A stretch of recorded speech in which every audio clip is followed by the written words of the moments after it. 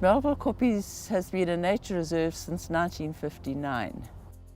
Obviously the land is much older than that. The rock I'm sitting on is 3 billion years old. This is a quartzite rock. And we're on the top ridge of Melville Koppies, and I think it's the most beautiful view that we have in Johannesburg. Professor Raymond Dart was one of the founder members of Melville Koppies, and he was the very famous paleoanthropologist who discovered the tongue skull, which is one of the oldest Australopithecines known at that stage. From an ecological point of view, the plants are all indigenous, and a specimen of over 500 of these plants is in the Moss Herbarium at Wits. It's hard to believe, but this is actually a pink flower. It has pink petals which fall off as the season progresses. What we've got here is the remains of the ovary and the style. Then as the season progresses, it gets more and more fluffy. It looks a bit like Donald Trump's wig or a Maltese poodle, and they're actually quite beautiful. So it's a clematopsis. Okay, this is the Paranari capensis, the underground tree, and its name is lovely. It's Paranari, which means it's actually paranoid. To protect itself from fire and frost and drought and grazing, the whole tree has gone underground. This tree is over 1,000 years old, unique to Africa. And then what we have in the Koppies are protea trees. Our national flower is the protea, and the proteas that we have here are the Protea caphra, the summer flowering proteas. And round about December, January, the Koppies are amazing because every tree has got at least 100 flowers on it. As regards the archaeological history, Melville Koppies has got layers of history. Tools from Australopithecines have been found here. There's also traces of Iron Age man who was here once, and we have an original Iron Age furnace dated at 500 years old. Amazing.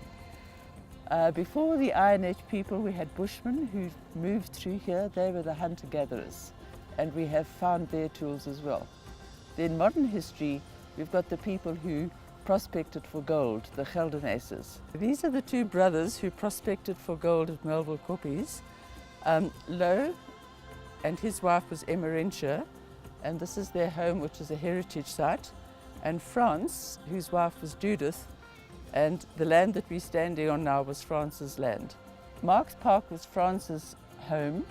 They prospected where we saw the blast holes, but fortunately the gold wasn't payable, so Melville Koppies is not a mine dump. Volunteers have been involved in Melville Koppies since 1959. And once you get involved in a place like this, you become totally passionate. I've been fortunate to be able to work here for the past 19 years. What I do is the conservation, and we have 3 full-time workers who the volunteers employ to help me. And what we do is we remove alien vegetation, and then that gives the indigenous vegetation a chance. Well, it takes away the competition. Then what we also do as volunteers, we do guided walks for the public, where on Sundays we tell people about the flora, the fauna, the history, the geology, archaeology. We also do lots of school groups from pre-primary to matric. The universities, Wits and UJ, come here frequently for field work, for research.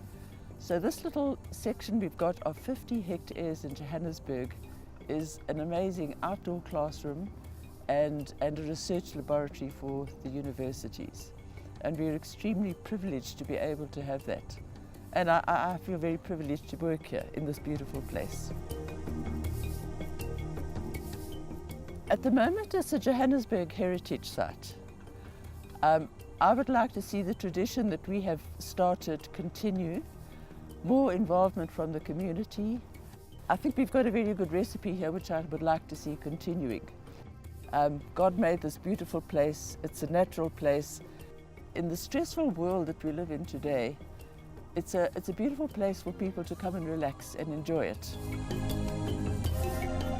I really enjoy working here. I mean, people say, why do you work here? Well, I get tremendous joy out of working in this beautiful place. And it's a privilege to be able to work here and to contribute and to give back what I've got from our beautiful country. And I would love to share this with the public.